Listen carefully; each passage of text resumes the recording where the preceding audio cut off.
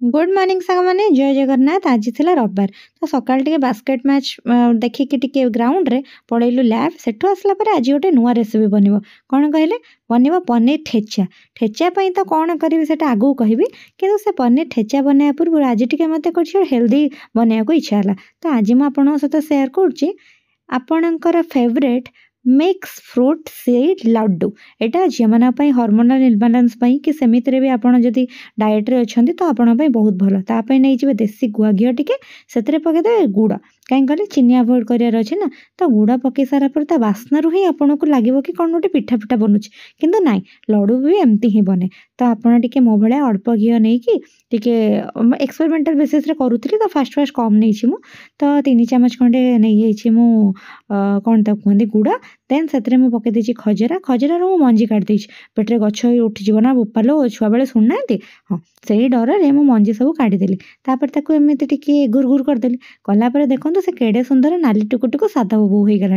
मोरी पेट को तो जीव आ भाविकी मन ध्यान प्रेम सहकारे टिके अटेंशन मु देली।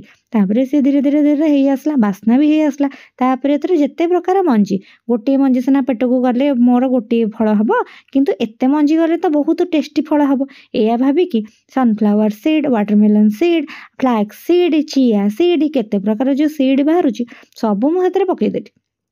तापर शुणी कौन ये सीड गुड़ा भारी भल तो ताको मु पकई सारापर सी घाटी हो ये देखो धूआं बाहर सी तार घी छाड़ी आसला अलरेडी तार बाइंडिंग भाया गोटे देखागला।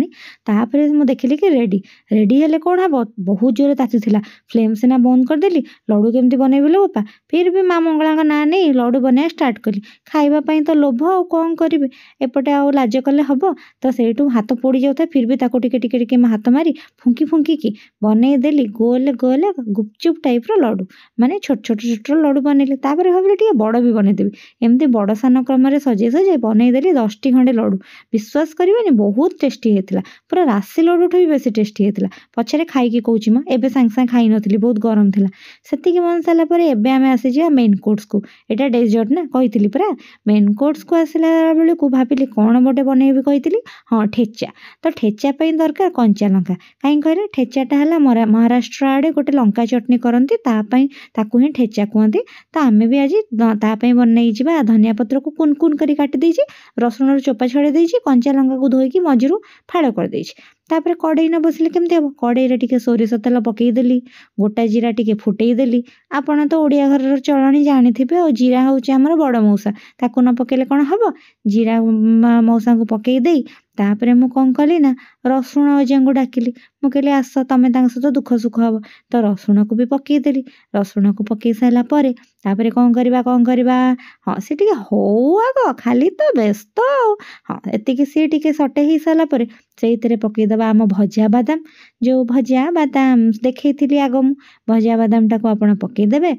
तापर से पकईदेवे कंचा लंका लंका न पकेले कौन ठेचा ठेचा भाया लगे तो कंचा लंका आग कंचा लंका मु पकईदेली कंचा लंका हो सारापर भजा बादामटा जो कही ताको आप धीरे धीरे कर ऐड करदेवे धीरे धीरे ऐड कर सारी सटे कर सारापर से पकईदेवे धनिया पत्र टाक आग को अलरेडी मु काटिकी रखी कहीं कहले से पानी निगड़ काले तो से ताकू मु पकईदेली पकई सारापर सी जो टेक्सचर दौला एति बेल तो मो बाटर खाली लाल बोला मुझे केमी लगे जे पूरा बढ़िया लगे भाविली आ सत कथा ही बास्ना एत होता मु कासी कासिकी अधा मरीगले किंतु कौन करी लुचि छपिकी तो करिया पड़ुची तो से काले समस्ते खाईदेवे। तो धनिया पत्रटा जो कुन कुन करी काटिदेली ताकू से मिसेदेली तापर ताकू सेमती सटे करी किछि समय छाड़ीदेली। तापर से भितर मुझे मल्टी टैलेंटेड पिलाटा तो सी हो थाए मु भाविली साइड आइटम गोटे कौन करिया ना खाली कौन भल लगे कि तो ये जो साउंडटा शुणुंट रोषेई साउंड टिके न लगे कौन भल लगे। हाँ मुझे पलैली आम साइड आइटम बना माने ग्रीन चटनी टी बनई भाविली ये जो धनिया पत्र थी लुण टी न पकेले कौन टेस्ट लगे लुण टी पकईदे चलिए मोर साइड आइटम कार्यक्रम ये धनिया पत्र टिके ना मुझे बाहर करदे से गोटे रसुण आ गोटे लंका देके लुण पकई छेचिदेली केमी आग को देखना केमी मुझे कौन मना कर देखिए।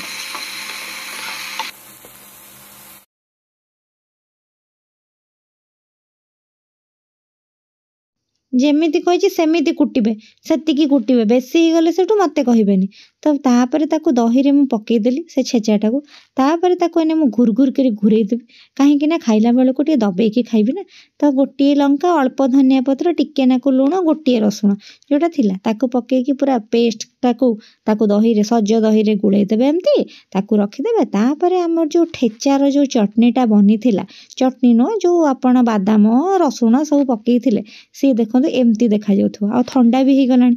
ତାପରେ ତାକୁ ରଖିଦେଇକି ସାଇଡ଼୍ କରିକି ପନିରକୁ ମୁଁ କାଟିବାକୁ ବସି ପଡ଼ିଲି। ପନିର ଟିକେ ବଡ଼ ବଡ଼ କରି କାଟିବେ, କାହିଁକି ନା ତା ଭିତରେ ଆମକୁ ଷ୍ଟଫିଂ ଦେବାକୁ ପଡ଼ିବ। ଫାଷ୍ଟ ନିଜ ପାଟିରେ ପୁରେଇବା ପୂର୍ବରୁ ପନିର ପାଟିରେ ପୁରେଇବାକୁ ପଡ଼ିବ ଲୋ ମା, ସିଏ ସିନା ପଶିଲେ ପାଟିରେ ତାପରେ ଟେଷ୍ଟି ଲାଗିବ। ତାପରେ ଏସବୁ ରେଡ଼ି ହେଇଗଲା ପରେ ସେ ଯେଉଁ ଠେଚାର ଚଟଣିଟା ଥିଲା ତାକୁ ମୁଁ ହେମଦସ୍ତାରେ ପୁରେଇକି ପୁରା ଜଣଙ୍କ କଥା ଭାବିକି ପୁରା ଛେଚି ପକେଇଲି। ଆପଣ ବି କାହା କଥା ଭାବିକି ଗୋଟେ କୁଟି ପକେଇବେ। ଦେନ୍ ପଲ୍ଲବୀ ଆସିକି ପନିର ଭିତରେ ସବୁ ଷ୍ଟଫିଂ ରେଡ଼ି କରିଦେଲା। ଦେଶୀ ଗୁଆ ଘିଅଟାକୁ ଆମେ କଡ଼େଇରେ ପୁଣି ଟିକେ ପକେଇଦେଲୁ। ଗୁଆ ଘିଅ ବାସ୍ନାଟା ନହେଲେ ପୁରା ଖାଇବାଟା ଗୁଆ ଘିଅ କେମିତି ହେବ ଜାଣିଛନ୍ତି କି? ମାଲିକ ଆଜି କେମିତି ଖାଇବେ ଦେଖିବେନି। ତାପରେ କ'ଣ କଲୁ ଆମେ, ପନିରଟାକୁ ଯେଉଁ ଥିଲା ତା ଭିତରେ ଷ୍ଟଫିଂ ତାକୁ ଦେଇକି ଠେଚାର, ତାପରେ ଆମେ ତାକୁ ଗୋଲ ଗୋଲ ଗୋଲ ଗୋଲ କରିକି ପୁରା ବଡ଼ରୁ ସାନ କ୍ରମେ ସଜେଇକି ଲେଖିଦେଲୁ।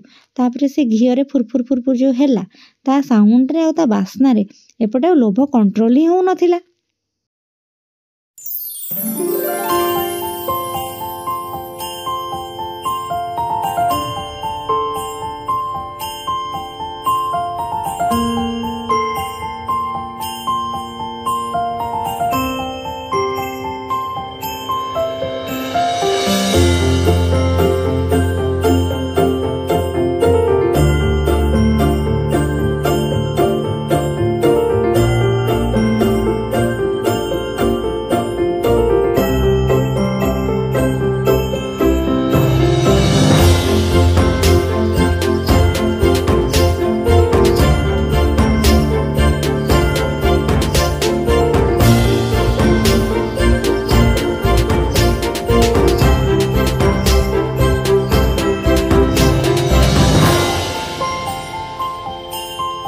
ସେ ପୁରା ଫୁଟୁ ଫୁଟୁ ହେଇକି ଫୁଟିଲାଣି, ଗୋଟେ ସାଇଡ଼୍ ହେଇ ଆସିଲାଣି। ଦେଖନ୍ତୁ ପୁରା ଏମିତି ଲାଇଟ୍ ବ୍ରାଉନ୍ କଲର୍ ହେଇଯିବ, ପୁରା ଟିକା ଭଳିଆ ଦେଖାଯାଉନି, କିନ୍ତୁ ଆକ୍ଚୁଆଲି ସେଟା ଟିକା ନୁହଁ, ଏଇଟା ହେଲା ପନିର ଠେଚା। ତ ଆପଣ ତ ପ୍ରୋସିଜର୍ ଜାଣିଲେ, ଆଉ କିଛି ଡାଉଟ୍ ହେଲେ ମୋତେ ନିହାତି ପଚାରିବେ। କିନ୍ତୁ ଏବେ ଆମେ 2 ଜଣ ଯାକ ଅପେକ୍ଷା କରି ବସିଥିଲୁ କି ଟେଷ୍ଟଟା କେମିତି ହେବ। କିଛି ଗୋଟେ ନୂଆ ଜିନିଷ କଲାବେଳକୁ ମନରେ ଆସେ ନା ଟେଷ୍ଟଟା ଭଲ ହେବ କି ନାହିଁ, କ'ଣ ହେବ। ତ ମୋତେ ଦେଖିକି ଲାଗୁଛି ତ ଭଲ ଲାଗିବ। ତାପରେ ପଲ୍ଲବୀ କହିଲା ଟିକେ ସାଇଜ୍ ଟିକେ ଏପଟ ସେପଟ କରିଦେବା, ଟିକେ ଲମ୍ବା ଲମ୍ବା ଠେଚା ବନେ। ତ ଆମେ ପନିରକୁ କିଛିଟା ପିସ୍ ଲମ୍ବା ଲମ୍ବା କରି କାଟିଥିଲୁ। ତା ଲମ୍ବା ଲମ୍ବାକୁ କୋଟିଂ କରିଦେଇକି ଏମିତି ମଝିରେ ଉପରେ ଭିତରେ, ତାପରେ ଆମର ହରା ଭରା ଚଟଣି ସହିତ ପନିର ଠେଚା ହେଇଗଲା ରେଡ଼ି। ତାକୁ ସିରିୟସଲି ଟେଷ୍ଟି ହେଇଥିଲା।